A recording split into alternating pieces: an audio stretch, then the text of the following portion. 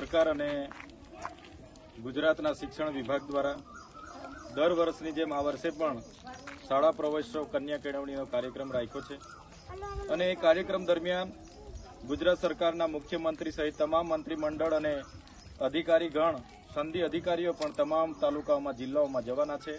અમે પણ આજે અમારા મત વિસ્તારના શાળા પ્રવેશોત્સવના કાર્યક્રમોમાં છે ત્યારે અભિગમ ખૂબ સારો છે। એમને આવકારીએ છીએ કે અધિકારીગણ પણ ગામડાઓમાં નાની નાની શાળાઓમાં આવે છે, સારી વાત છે અને થવું જ જોઈએ। પણ જે આજની મારી મુલાકાતો દરમિયાન જે મારા ધ્યાન પર આવ્યું છે, આજે હું મોટી કાલબીમાં પહેલી શાળામાં ગયો, ત્યાં 73 જેટલા બાળકો હતા, માત્ર એક જ શિક્ષક છે।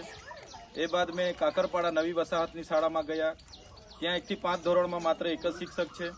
ત્યારબાદ હું સાંભરપાડા નવી વસાહતમાં ગયો, ત્યાં ઓરડાઓ પણ જર્જરિત છે, છોકરાઓ એક ઓરડામાં 5 ધોરણ ભણે છે, ત્યાં પણ એક જ શિક્ષક છે અને જર્જરિત હાલતમાં છોકરાઓ ભયના ઓથારા હેઠળ ભણે છે। ત્યારબાદ હું હરિપુરા ગયો, હરિપુરામાં 50 બાળકો હતા, 50 બાળકોની અંદર માત્ર એક જ શિક્ષક છે અને 2 ઓરડા આજે પડું કાલે પડું એવી જર્જરિત હાલતમાં છે। ત્યારે આજે એ બાદ હું આ 5મી શાળા જૂની આંબાવાડી ખાતે પહોંચ્યો છું। અહીંયા પણ બાળકોને અમે આવકાર્યા છે, પ્રવેશ આપ્યો છે।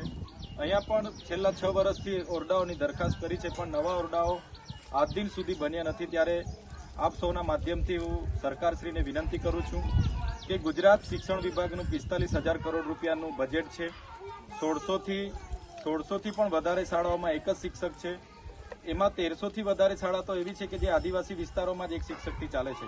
ત્યારે શિક્ષકોની પૂરતી ભરતી કરવામાં આવે અને ખાસ કરીને આદિવાસી વિસ્તારોના બાળકો આવી સરકારી શાળા પર જ નિર્ભર છે, એમાં અહીંના બાળકો પાસે બીજો કોઈ વિકલ્પ નથી। ત્યારે પૂરતા શિક્ષકો ભરવામાં આવે, પૂરતા ઓરડાઓ આપવામાં આવે એવી અમારી માગણી છે।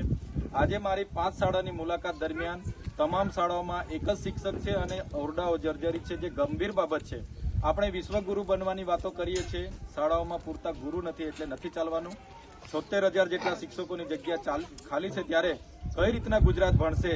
આ ગંભીર બાબત પર આ શિક્ષણ શાળા પ્રવેશોમાં સરકારે ધ્યાન આપીને ભરતી કરવી જોઈએ એવું હું માનું છું। સાથે સાથે ટેટ પાસ ઉમેદવારો જે શિક્ષક બનવા માટે લાયક છે, ત્યારે એ ઉમેદવારોને કાયમી શિક્ષકોની ભરતી કરવામાં આવે અને ભરવામાં આવે એ જ મારી માંગણી છે અને આવનાર દિવસોમાં સરકાર આ તરફ સકારાત્મક પગલાં ભરે એવી આપના માધ્યમથી મારી અપીલ છે। ધન્યવાદ।